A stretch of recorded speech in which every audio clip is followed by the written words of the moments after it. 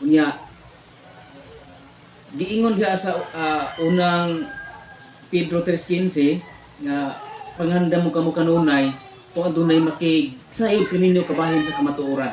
Buot pasabot di ay dili day sayop ang pagpangutana. Ug di po sayop ang pagdepensa. Nga giingon po ni Saint Cyril of Alexandria, I am not worthy to be called Catholic if I cannot defend my faith. Dili day ko angay tawag og Katoliko kung di ko kabaong mo depensa sa akong pagtuo. Sa mapananglit, usa ka army, di ka man ka matawag sundalo, di ka himong mo depensa sa akong kagalingon. Diba? So, giingon po ni Saint Jerome, isang patangkin ni si Saint Jerome, usap kini ka nag-translate sa Biblia. Siya ang ubos sa mando ni Pope Damaso, hakot sa mga scriptures.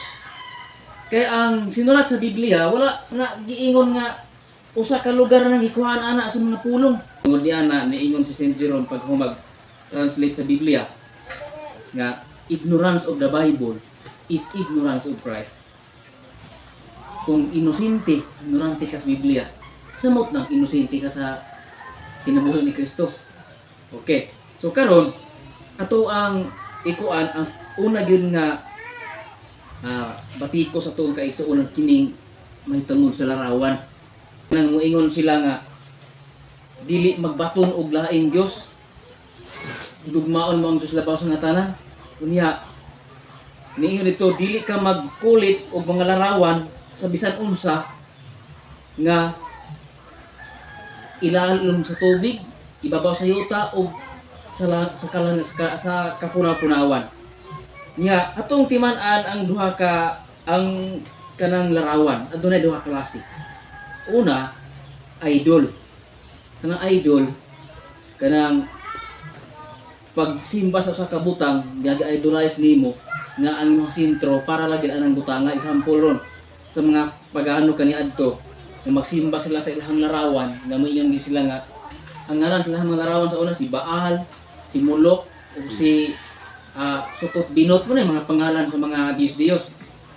Sukot Binot, luwasa kami. Munay di-idolize nila, munay idol. Ang sunod kining icon.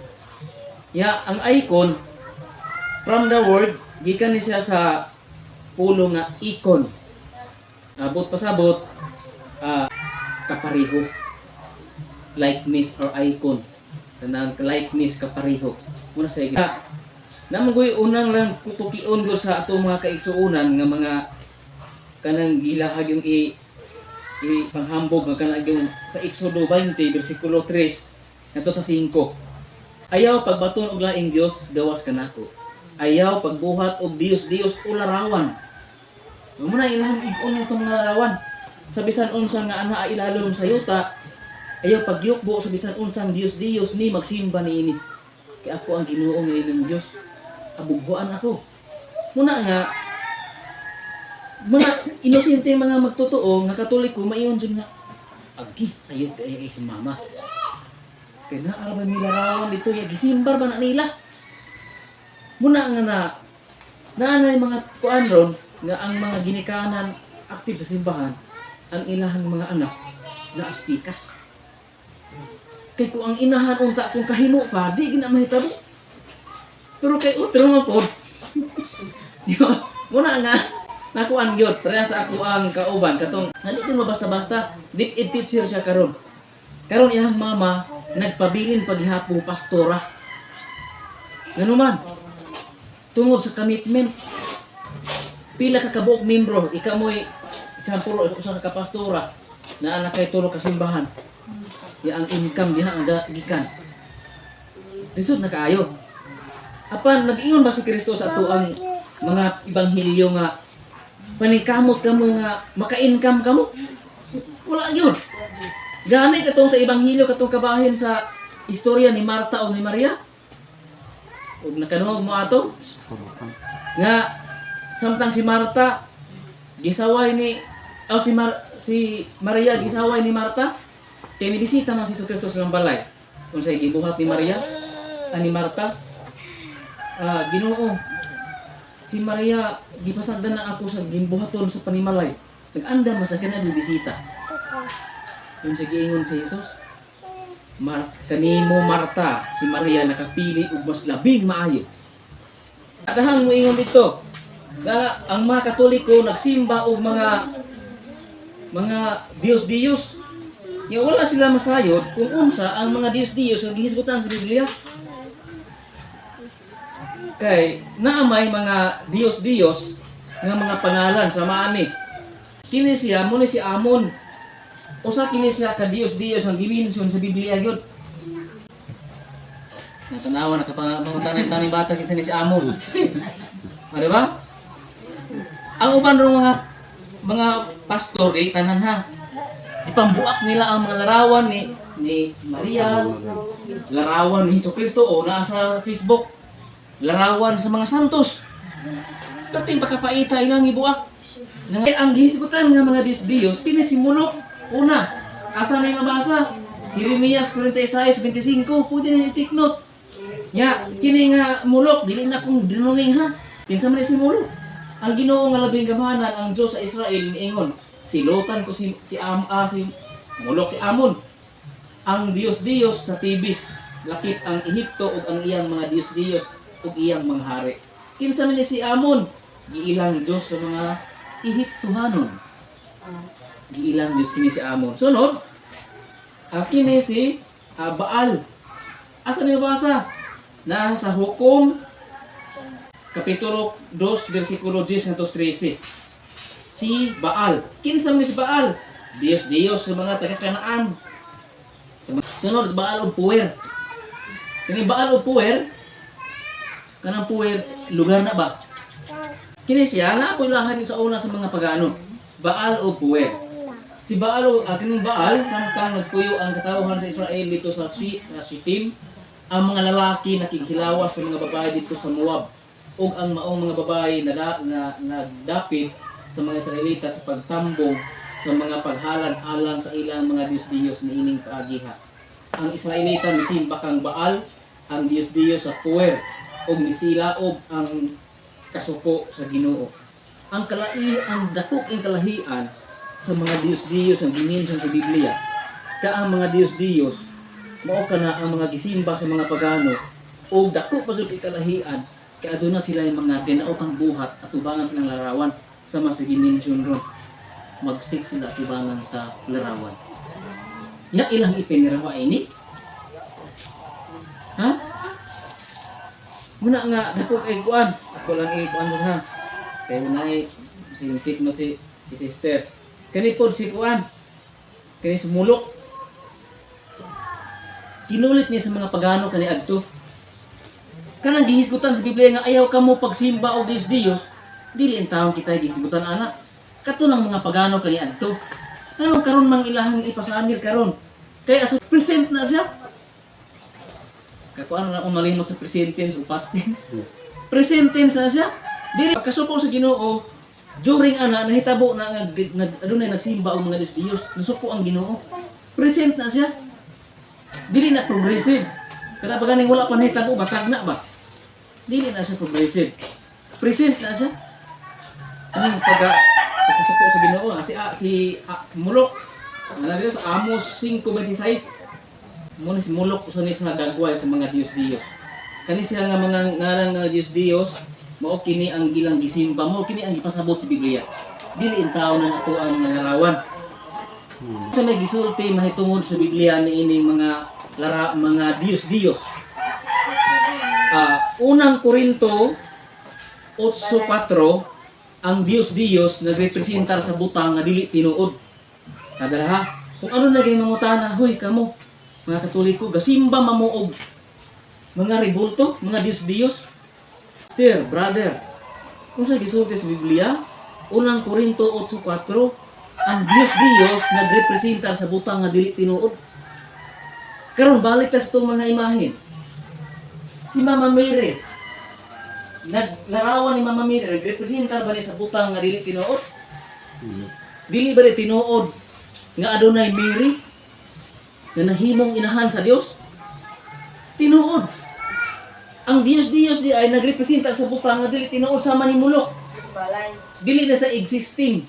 Wala na ni-exist sa kalibutan. Wala Mulok na nabuhi sa kalibutan. Bunga lamang sila hunahuna, giumol, o ilang gipangalanan. Ha? Bunga lamang sila hunahuna. Muna nga, ang giklaro gidire nga, ang Dios nagrepresenta sa butang nga dili tinuod. Kay dili taon larawan Dios.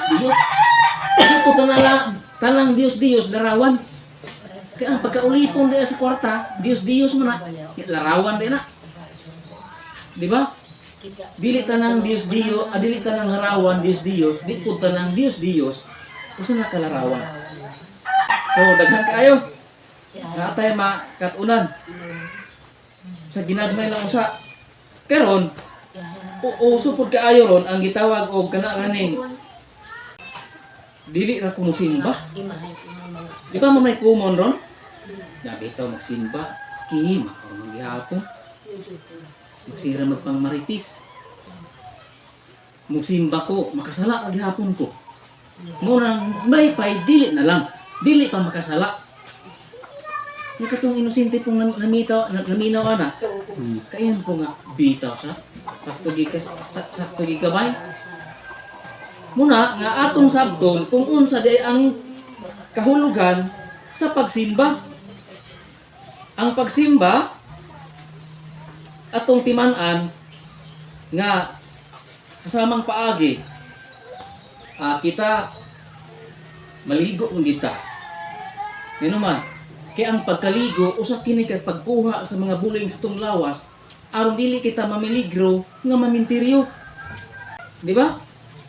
Ang pagkaligo di ay usa ka na kapaghugas sa magagmayng buling sa tong lawas para nga ma-maintain as maintenance pagkakuha sa mga gagmayng buling aron di ta mapiligro sa mintiryo. Ang pagsimba pod usa po sa kadagkong usa po sa kaimportante aron makuha ang mga gagmayng buling sa tuang kalag nga mao hinungdan nga maragmi kita maimpirno. Na di ba? Usa ka na siya muna nga ug moingon nga ayun na lang po kaligo kay magkabuling raman ka. Di ba? So dili ko pwede nga dili ka mosimba kay makasala ra. Ay natural. Kay wa man kita ang perfecto. Pero simba. Kay maintenance na sa tuang kalag.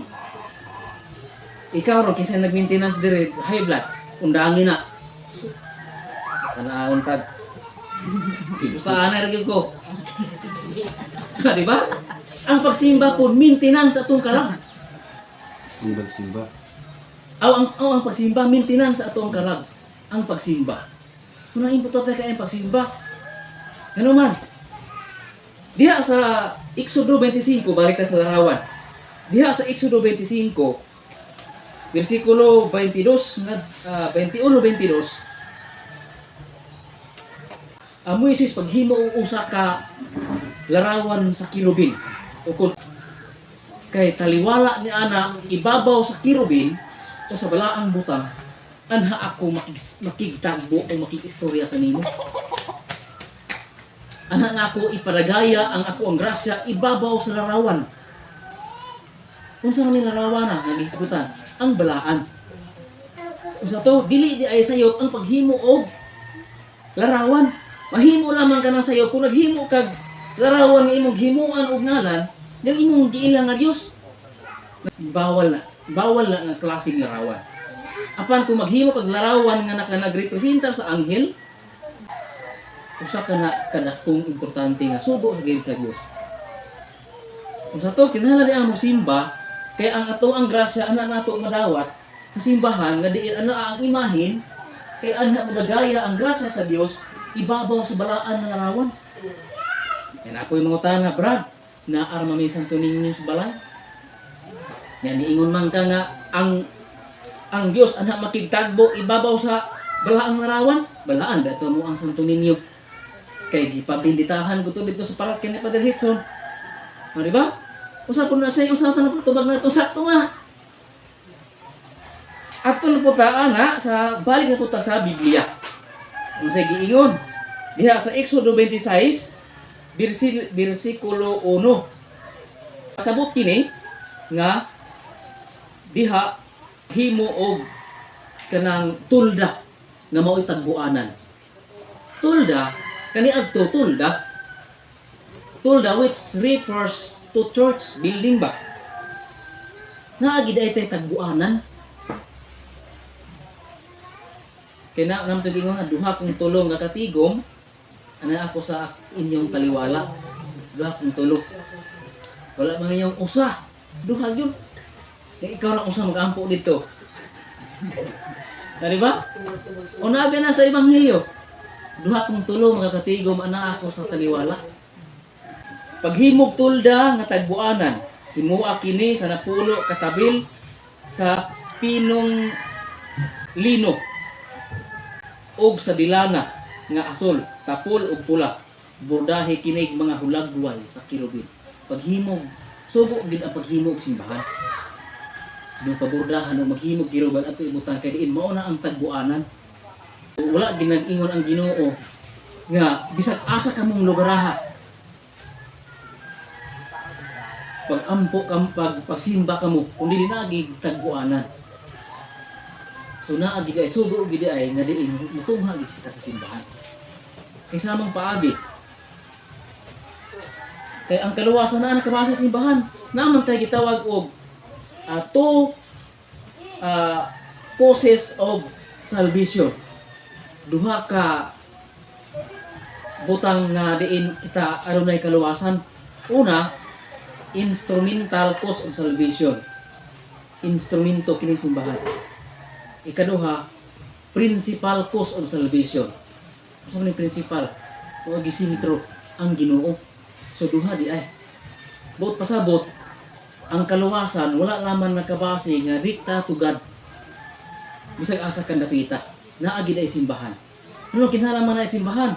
Tungod kay si Kristo panahon sa mga apostoles, wala man sa nagdugay pila to katuig tulo. Katuig nga ban-ubay sa mga apostoles. Nagbilin si Kristo og simbahan nga diin mo'y agianan sa kaluwasan. Naagid ang authority ni iyon si Kristo diya sa Mateo 16:18-19. Ikaw Pedro, ibabaw ni ining bato pagkatukuron ko ang akong simbahan. O bisan gani ang ganghaan sa Hades, dili makalumpag niini. Hades which means impierno.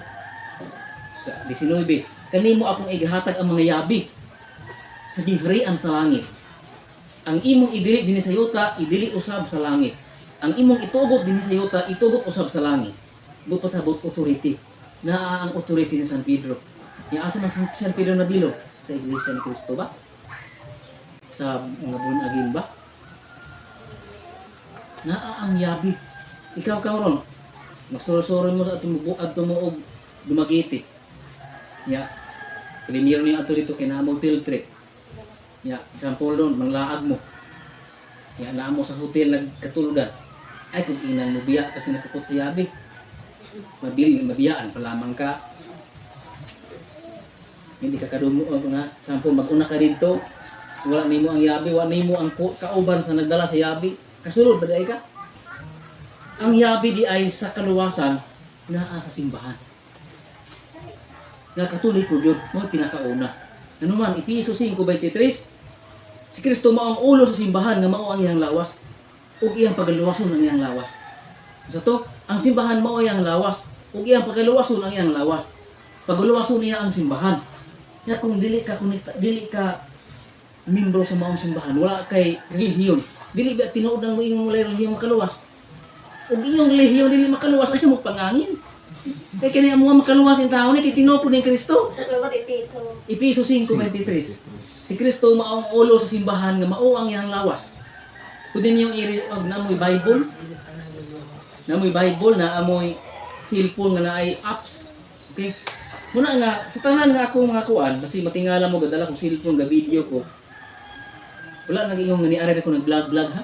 Kaysa ito kanang naamang goy kuan kanang akong Facebook page nga Cute Christian.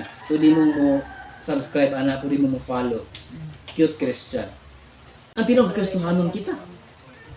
Okay. Muna nga importante ka ang pagsimba. Ya, karon. Niingon man ka Brad nga ang pagsimba o sa kapaghugas sa gagmayng sala sa kalag.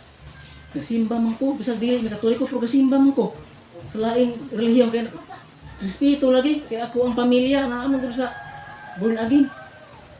Di ba mo na kung gikumon gid ron. Mo gid mga pangutanan ron. Apan atong timan-an nga ang tinuod nga simbahan konektado gyud sa mga apostolis. Ya kay mo imo ang di mo papalupig ang SDA, Seventh Adventist Church. Kami ang konektado sa mga apostolis. Kung konektado mo, bahala mo basta kami konektado pud mi. Karon ang pangutana, unsa mang simbahana ang nagpasidungog sa langit ng inahan? Ang simbahan Katoliko ra. Ngano man? Ang mga apostolis ilahap magikontra si Maria? Wala. Sa pagkayab ni Hesukristo gikan sa yuta ni ato sa langit kanawa na nibalik. Muna atong gihulak karon kinsa may ang gibinlan ni Maria? Asa mo kisa ang gibinlan? Dili ba ang sa Seventh Adventist wa gana na dito sila ha? Ang mga apostolis diha sa Juan 19 bersikulo 26 ngadto 27 samtang nabitay si Hesus sa cross, nabitay siya. Siya nang kalamapyo na ba? Sa pagkakita ni Hesus sa iyang inahan o sa tinun-an nga iyang gihimahal nga nagbarog dito, miingon siya sa iyang inahan, babae, siya ang imong anak. Unya miingon siya sa tinun-an, siya ang imong inahan. Okay, putol ra, period. Pero mahinangdanon kaayo atong isumpay ning kay period man ni. Sukad niadto gidala sa tinun-an si Maria aron didto mupuyo sa iyang balay. Balay diha sa unang Timoteo 3:15 balay refers to church. Ang akong balay paganganlan og balay pagampo sa tibuok libutan. Ya o sige ingon niya ni San Pablo sa unang Timoteo 3:15, kining balaya kumalangan ako, kining balaya maoy haligi ug sukaranan sa kamatuoran. So di ay balik ta sukad ni adto gidala si tinun-an si Maria ug nilipuyo sa iyahang balay. Nan karon kung konektado sila sa mga apostoles, kung si Juan kauban nila mudawat ka ni Maria, ila kung ganibo ako nang ganing larawan, dili dai sila konektado. Kita dai ang konektado sa simbahan nga diin konektado sa mga kagikan sa mga apostoles. Muna nga ato mga kaigsuonan nga nagsugod-sugod na og kabrino sa pikas kay maayra na sa mga istorya. Ha? Ug sa Bulawan pa grabe gilak-gilak ang ilahang mga istorya. Kay o sa Bulawan pa ang ato ang simbahan nakabuling na ni tungod sa daytong kasalanan. Di man tawa man nato nagilimod kay ang simbahan na nato mga miyembro dahamang palahubog. Dahang sugarol. Di nato ay kalimod. Kay ni anhi si Isus sa kalibutan wala nangita sa mga makasasala. Aw sa mga mataran. Nangita siya sa mga makasasala. Nandi nato ay kalimod. Sa usa kung nakahugaw kini sama sa usa ka Bulawan nga nakahugaw. Nagbutang sa mga lapok. Pila may limpyo ana yung tao, mabalik na na. Pero ikaw, usa ka Bulawan na gilak-gilak man na ito piki. Bisag usapan na sa kasidlak, kaya nagpabiling piki, di kinadawaton sa pawn shop. Apan kung ang usa ka alahas nga tinuod, bisag usa na kabuling, ay limpyo hiragod. Disigutan ni brother ganiha ang mahitungod sa kumpisal o sa kalawa. Muna nga, usa sa rason, na kinahanglan kitang musimba, kay naamanggoy gitawag og pan sa kinabuhi nga mo'y naghatag og kinabuhi walay katapusan. Karon sa brad dili ra ko musimba kay ator ko sa akong balay sa Tinoo dili gid sayop ang pag-ampo nga ikaron usa sa atong balay. Apan ang giingon gid diha sa ato ang simbahan giingon diha sa kasulatan nga nasa Juan 6:51 ang mukaon ni inyong makabaton kinabuhi walay katapusan. Karon nagsimba ka ator ka sa iyong balay. Nagsimba aduna ba'y communion sa iyong balay? dili man na, wala man na siya. Ano man, sa brad, naman ko amigong minister, mga ay kong usyas. Ato na ko sa mga ako sunod sa kuang butang dito, ako na magtulo kalawat sa kong galingon. Dili gina sa pudi kaya wala na ito ang authority. Diba? Muna nga, ang pagsimba maoy makawala sa to ang buling sa kalag niya sa simbahan po ana ako ang Diyos ang grasya na ipadagaya ibabaw sa baraang larawan. Muna ana mo sa simbahan nga larawan, ayaw mo sa simbahan nga walay larawan. Ya, ang makaon ko si hangpad makabaton kung kinabuhi wala gili katapusan.